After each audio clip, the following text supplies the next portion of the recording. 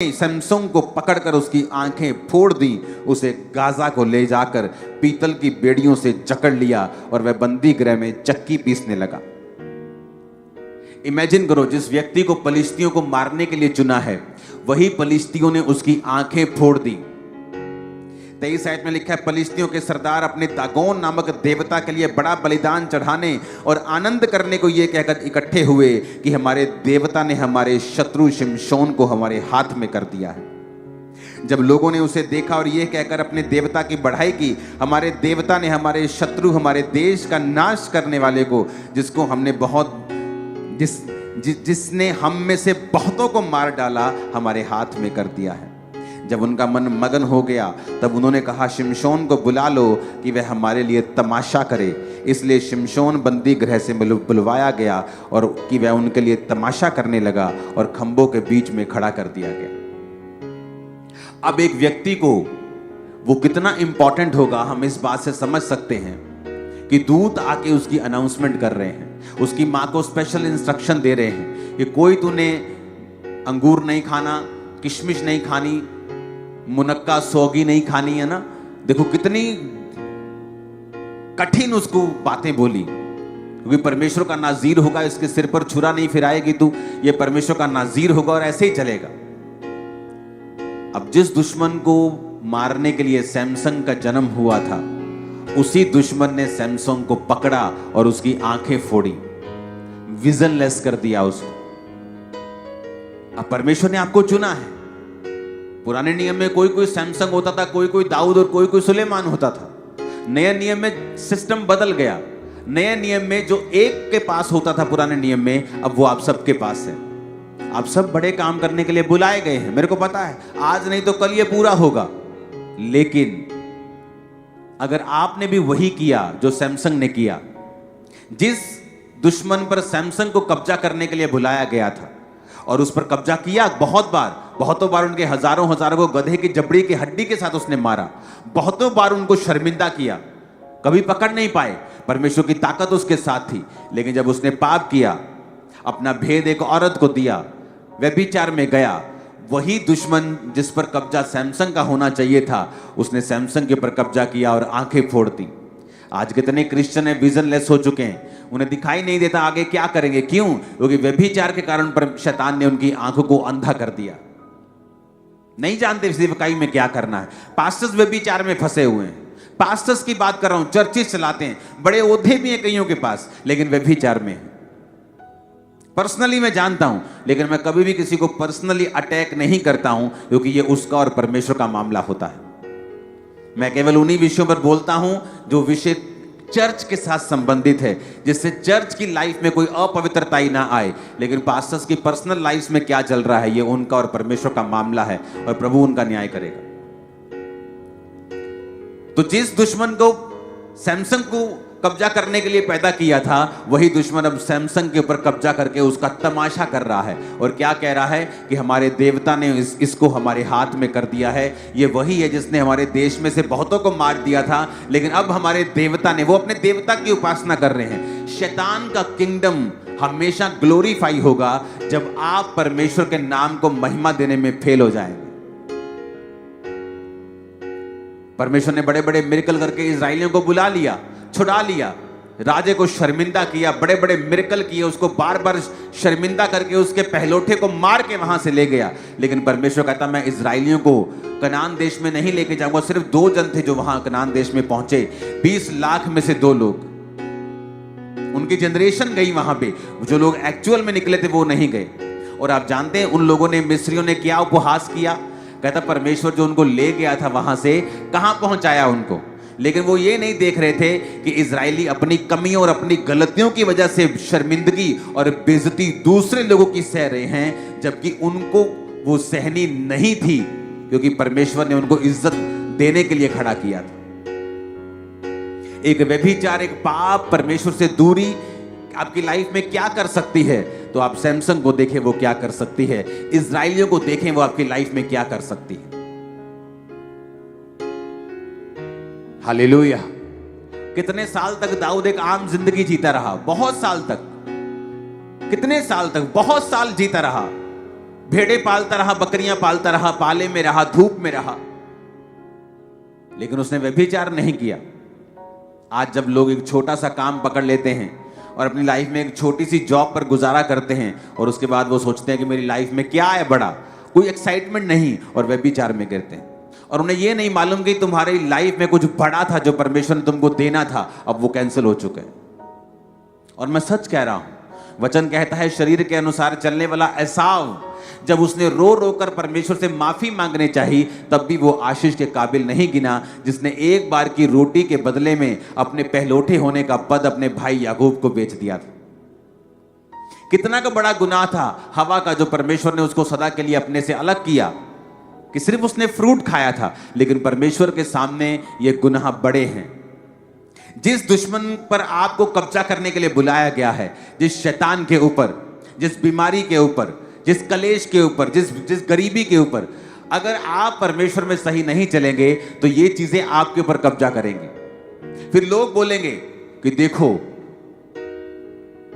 ये बड़ी बातें करता था, लेकिन इसकी लाइफ में देखो कितनी बीमारियां हैं, कितनी तकलीफें हैं। और वो ये नहीं देखेंगे कि आप परमेश्वर में सही नहीं चले, या आपने व्यभिचार किया, या आपने गलत काम किए। वो ये देखेंगे कि आपकी लाइफ में रिजल्ट क्या है। इसलिए जो लोग परमेश्वर को फेल कर देते हैं वो श्रापित के बाद श्रापित होते जाते हैं, और जो लोग परमेश्वर के सामने फेल नहीं होते और परमेश्वर की महिमा को बरकरार रखते हैं और अपनी लाइफ को परमेश्वर के स्टैंडर्ड के मुताबिक रखते हैं, वो आशीषित के बाद आशीषित होते जाते हैं, क्योंकि यही परमेश्वर की योजना है उनकी लाइफ में। अब आपने ये डिसाइड करना है कि जिस काम के लिए प्रभु ने आपको चुना है, आपको वो काम करना है या आपको शरीर के पीछे चलना है।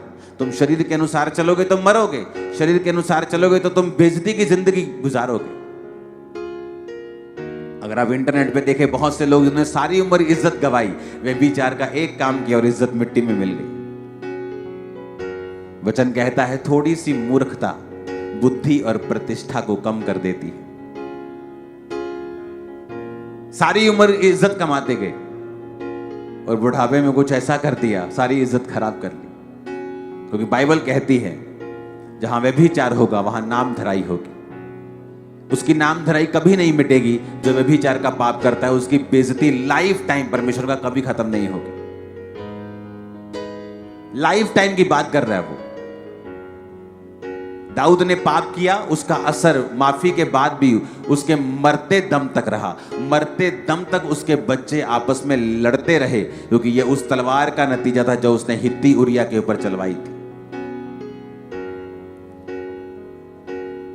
पाप माफी मिल जाती है लेकिन उसका असर खत्म नहीं होता कभी भी।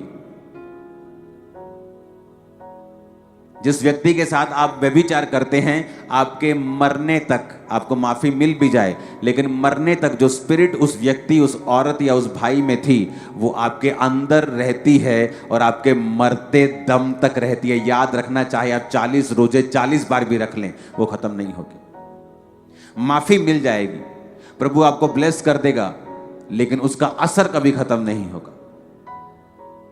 इसलिए परमेश्वर ने कहा तुम बाकी जितने व्यभिचार करते हो शरीर से बाहर है, लेकिन व्यभिचार जो करते हो वो शरीर के अंदर है, बाकी पाप शरीर से बाहर है। व्यभिचार करने वाला अपने ही शरीर के विरुद्ध पाप करता है। और सोचो आप किस काम के लिए बुलाए गए हो, वो काम कभी पूरा नहीं होगा। इमेजिन करो जो शर्मिंदगी फलिस्तियों को मिलती थी सैमसन की लाइफ से, पकड़ने के लिए आते थे, मार खा के जाते थे। हजार हजार आते थे, गधे की जबड़ी की हड्डी से वो बड़ी बड़ी तोपें फेल कर देता था, शर्मिंदे होते थे। लेकिन जैसे ही उसने खुद गलती की और व्यभिचार में गया और परमेश्वर का आत्मा चला गया, अब वही दुश्मन उसको शर्मिंदा करने लगे। आपने ये फैसला करना है कि आपको कैसी लाइफ जीनी है, क्योंकि शर्मिंदगी और डाउनफॉल 100% है व्यभिचार के बाद और पाप के बाद, और ऊंचाई और छुटकारा 100% है पवित्रताई का जीवन जीने के बाद। क्योंकि ये पिछले थर्सडे का वचन मैं कंटिन्यू कर रहा हूं ताकि आपको पूरी तरह से समझ आ जाए कि परमेश्वर कैसे आपकी लाइफ में काम करता है। ऊंची आवाज में हालेलुया बोलो जरा। आप मेरी बात समझ रहे कि नहीं? अब जो काम करने के लिए आपको बुलाया है, आप उसका उलट भी कर सकते हैं। आपको बुलाया तो परमेश्वर ने शैतान पर कब्जा करने के लिए है, बीमारी पर, गरीबी पर, शराबों पर कब्जा करने के लिए है, लेकिन वो आप पर कब्जा करके बैठते हैं जब आप परमेश्वर की बात को नहीं सुनते हैं और आप दुश्मन को मौका देते हैं, अन्य जातियों को मौका देते हैं कि वो आपके खिलाफ, आपके परमेश्वर के खिलाफ बातें करें। आप अपने अन्य जाति फैमिली मेंबर्स को मौका देते हैं कि वो आपके खिलाफ बात करें, क्योंकि आपका डाउनफॉल वो देखना चाहते हैं। शैतान आपको डाउन कर नहीं सकता जब तक वो परमेश्वर के वचन से आपको बाहर ना करे, क्योंकि उसके पास अधिकार नहीं है आपको छूने का। आपकी जिंदगी में परीक्षाएं आ सकती हैं, लेकिन वो आपको ऊंचा करने के लिए होगी। इसी साल, इस मार्च से पहले आप ऊंचे होने जा रहे हैं और ब्लेस होने जा रहे हैं, और कोई दुनिया की ताकत और शैतान इसे रोक ना पाएगा, यीशु मसीह के नाम में। आमीन। ऊंचा ये आशीष आपकी है चर्च।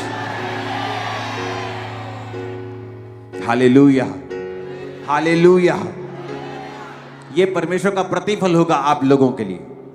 वो हेल्पर्स देगा, डिवाइन हेल्पर्स देगा, डिवाइन इन्फ्लुएंस देगा, वो ताकत देगा, बरकत देगा, सामर्थ देगा, रास्ते ओपन करेगा, फाइनेंशियली ब्लेस करेगा, सब तरफ से फेवर आपको देगा, शैतान की योजनाओं से आपको बचा कर रखेगा, आपकी आंखें वो खोल के रखेगा, शैतान को आपकी लाइफ में वो शर्मिंदा करके रखेगा। एक्सीडेंट सामने से आएगा तो आप पहले ही हट चुके होंगे वहां से। आमीन। मेरे को खड़कने वाला चाहिए। हालेलुया।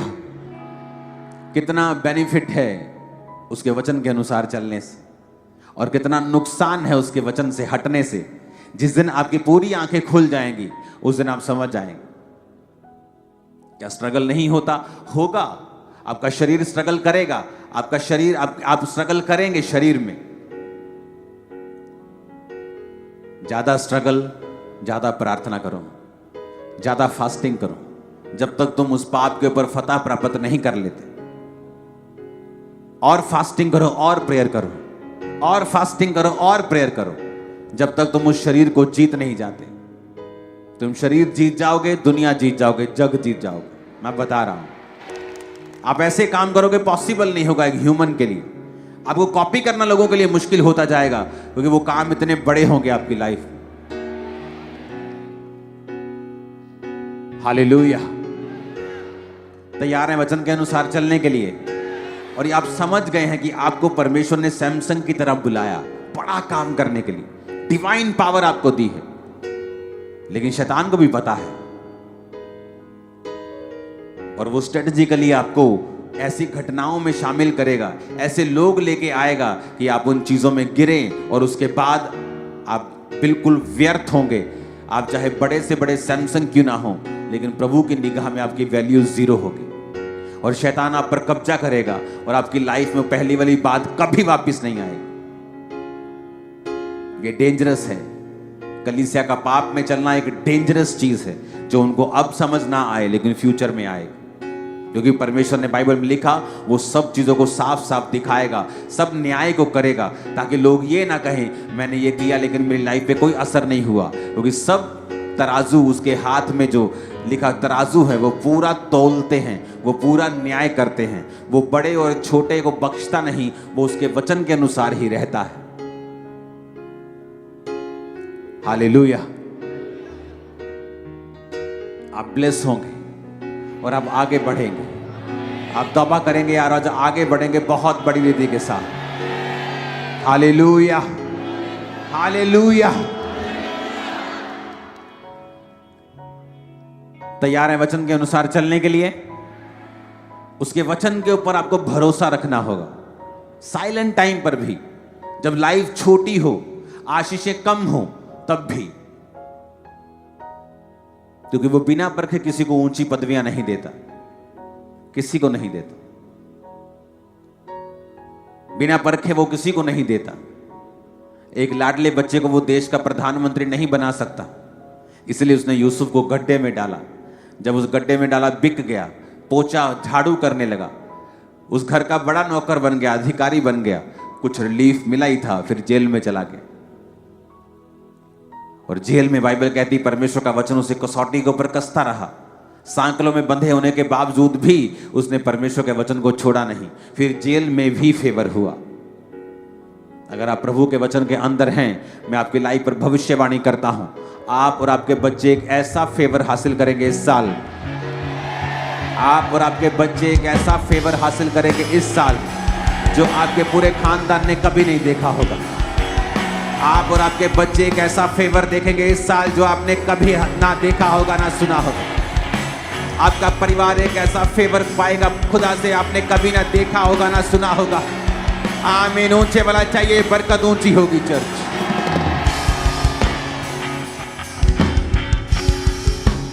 Hallelujah, hallelujah.